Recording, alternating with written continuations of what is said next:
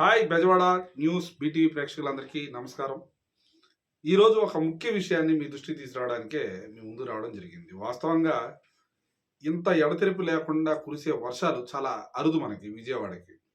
అంటే ఇంత పెద్ద వర్షం వస్తే గానీ అధికారుల నిర్లక్ష్యం బయటపడదనటానికి ప్రత్యక్ష నిదర్శనమే ఈరోజు విజయవాడలో ఉన్న పలు రోడ్లని చెప్పుకోవచ్చు. వాస్తవానికి విజయవాడ నగరం చాలా చిన్న నగరం అయినప్పుడు కూడా ఒక 4 రహదారులు ప్రధానంగా చెప్పుకోవచ్చు. ఒకటి బందర్ రోడ్డు, ఏలూరు రోడ్డు, బీసెన్ రోడ్డు, అదేవిధంగా విజయవాడ నూజివీడు రోడ్డు. ఈ 4 రోడ్లకు సంబంధించి ప్రధానమైన రోడ్లే మునిగిపోయాయంటే మరి పరిస్థితి మనం అర్థం చేసుకోవచ్చు. ఇంకా లోపల ప్రాంతాల్లో ఉన్న చిన్న చిన్న రోడ్లు, మరి అంతర్గత రోడ్లన్నీ కూడా ఒక్కసారిగా ముంపుకు గురైపోయి ఇళ్లల్లోకి వాటర్ వెళ్ళిపోయిన పరిస్థితి. ముఖ్యంగా నగర శివారు ప్రాంతాల్లో అయితే మరీ దారుణం. ఇళ్లల్లోకి నీళ్లు వెళ్ళిపోయి మరి ఎవరొచ్చి కాపాడతారా అని ఎదురు చూసే పరిస్థితులు కూడా ఇప్పుడు విజయవాడ నగరంలో చూస్తున్నాం. మరి ఎడతెరిపి లేకుండా కురుస్తున్న వర్షాలకి ముందస్తుగానే వాస్తవంగా ముందస్తుగానే యుద్ధ ప్రాతిపదికన విజయవాడ నగరపాలక సంస్థ అధికారులు స్పందించి మరి డ్రైనేజీలో ఇప్పుడు అండర్ గ్రౌండ్ డ్రైనేజ్ ఉంది, మరి అదేవిధంగా సైడ్ కాలువలు ఉన్నాయి. ఎప్పటికప్పుడు ఆ పూడికి తీత పనులు తీసేసేసి అదే ప్రధాన కాలువలు అయితే మాత్రం ప్రస్తుతానికి ప్రవాహానికి ఎటువంటి అడ్డంకులు లేవు, దాని వరకు బాగానే చేశారని చెప్పుకోవచ్చు. మరి పూడికి తీత పనులు సక్రమంగా చేయకపోవడం వల్లే వాటరు ఎక్కువ శాతం నిలబడిపోవడం వల్ల ప్రజలు రాకపోకలకి చాలా ఇబ్బందులు ఎదుర్కొనే పరిస్థితి ఈ రోజైతే ప్రత్యక్షంగా నేనే చూశాను. ఇంకా మనం చూసుకున్నట్టయితే పండిట్నేరు బస్ స్టాండ్ దగ్గర అయితే మరీ దారుణం. అటువైపు ఆర్టీసీ బస్సులు కూడా మునిగిపోయిన పరిస్థితి. ఇంతకంటే దారుణం ఏమని చెప్పండి. ఇప్పుడు ఇక్కడ మన వన్ టౌన్లోని మరి కాళేశ్వర మార్కెట్ దగ్గర బ్రిడ్జి కావచ్చు, అదేవిధంగా మరి వన్ టౌన్లోని మన లంబాడిపేట ఏరియా ప్రాంతాల్లో కావచ్చు, భవానీపురం, ఊరుమిళ నగర్ ఆ ప్రాంతాల్లో కావచ్చు, కృష్ణలంక ప్రాంతంలో కావచ్చు, ఇటు సింగనగర్, పాయికాపురం ఈ ప్రాంతాలు కావచ్చు, ఇలా అన్ని ప్రాంతాలు దాదాపు మునిగిపోయాయంటే దానికి కారణం మనం చెప్పుకోవచ్చు అండర్ గ్రౌండ్ డ్రైనేజ్ జేఎన్ఎన్యూఆర్ఎం నిధులతో మరి అండర్ గ్రౌండ్ డ్రైనేజీ నిర్మాణం పూర్తయినప్పుడు కూడా మరి అండర్ గ్రౌండ్ డ్రైనేజీ కనెక్షన్లో ఉన్నప్పుడు కూడా మరి వరద నీరు ఎందుకని నిలిచిపోతుంది రోడ్ల మీద. దీనికి సాంకేతికపరమైన ఇబ్బందులు ఏమైనా ఉన్నాయా? ఇలాంటి పరిస్థితులు వచ్చినప్పుడు, తుఫాన్లు వచ్చినప్పుడు అధికారులు మరి ఇలాంటి సమయంలోనే ఆలోచన చేయాలి. విజయవాడ నగరం ఎంత పెద్ద వర్షం వచ్చినా కూడా వాటర్ నిలవకుండా తీసుకోవాల్సిన జాగ్రత్తలు ఏవైతే ఉన్నాయో వాటన్నిటిని తీసుకోవాల్సిన అవసరం ఎంతైనా ఉంది. మరి నగరపాలక సంస్థకి అనేక మంది కమిషనర్లు వస్తుంటారు, పోతుంటారు. కానీ ఒక మార్కును క్రియేట్ చేసే కమిషనర్ కావాలనేది విజయవాడ నగర ప్రజల ఆకాంక్ష. వాస్తవానికి విజయవాడ నగరంలో చిన్నపాటి వర్షానికి రోడ్లు మునిగిపోయే పరిస్థితి ఉన్న నేపథ్యంలో మరి ఇంత ఉదయం నుంచి రాత్రి వరకు వర్షం పడుతూనే ఉంది కాబట్టి రోడ్లన్నీ జలమయమైపోయాయి. మరి ఎక్కడ చూసినా కూడా విద్యార్థులు కావచ్చు, ప్రజలు కావచ్చు, వాహనదారులు కావచ్చు, చివరికి కార్ల వాళ్ళు కూడా వాళ్ళ బళ్ళన్నీ మరమ్మతులకు గురైపోయి ఎక్కడ పడితే అక్కడ ఆగిపోయి చాలా చాలా ఇబ్బందులు ఎదుర్కొన్నారు. ఆటో వాళ్ళు అయితే ఆటోలు కూడా ఆగిపోయిన పరిస్థితులు ఉన్నాయి. మరి దీన్నే ఉద్దేశంగా పెట్టుకొని కొంతమంది ఆటో వాళ్ళు అయితే మాత్రం అత్యధికమైన కిరాయిలు వసూలు చేసిన పరిస్థితి. దీని అందరికీ కారణం ఏంటంటే వర్షం నీరు రోడ్డు మీద నిలిచిపోవడం. బందర్ రోడ్డు, ఏలూరు రోడ్డు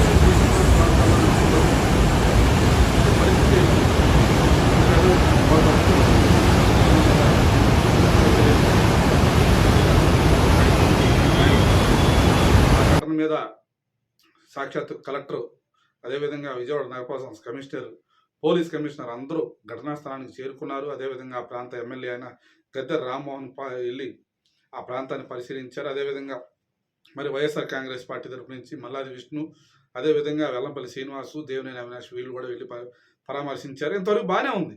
కొండ చర్యలు పడిన తర్వాత వచ్చి స్పందించడం కంటే కొండ చర్యలు పడకుండా ఉండేటప్పుడే ముందస్తుగానే ఇప్పుడు తుఫాను హెచ్చరికలు వస్తున్న సమయంలో అక్కడ వారిని అప్రమత్తం చేసి ఇలాంటి ఘటనలు జరగకుండా చూసుకోవాల్సిన బాధ్యత అధికారుల మీద ఎంతైనా ఉంది. ఆ దిశగా ఆలోచన చేయాల్సిన అవసరం ఎంతైనా ఉంది. వాస్తవానికి జరిగిన తర్వాత వెంటనే స్పందించారు, దాని వరకు హ్యాపీ. జరిగిన తర్వాత ఆ ఘటనా స్థలానికి వెళ్ళి వాళ్ళని ఆసుపత్రికి తరలించడం, చనిపోయిన వారికి సంబంధించి కుటుంబాన్ని పరామర్శించడం, ఇంతవరకు అంతా బాగానే ఉంది.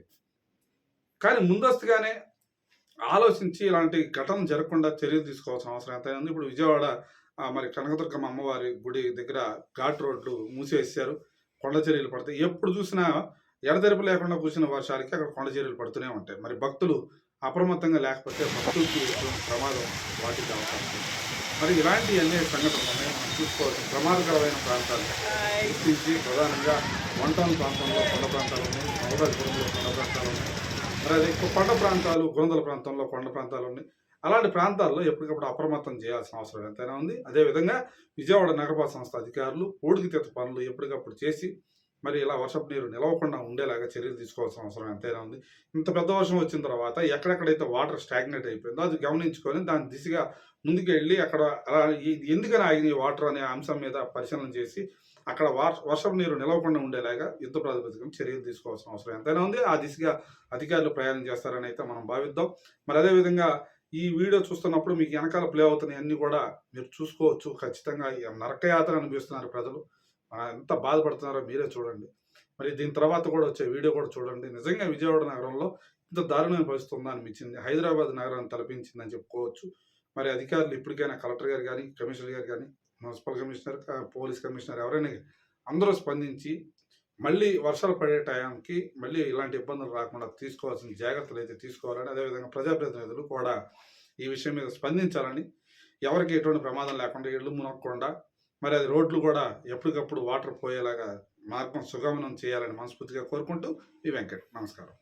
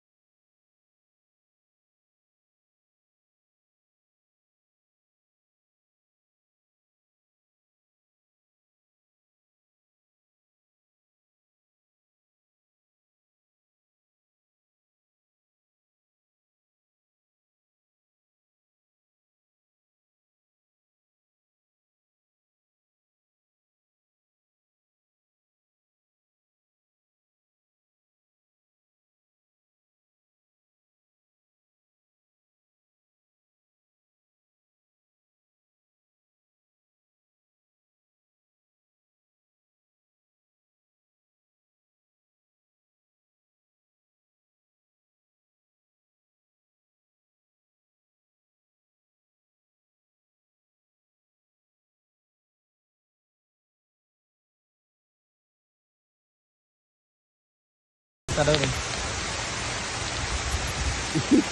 ఆహా, ధారాపాత్ర కనకదుర్గమ్మ.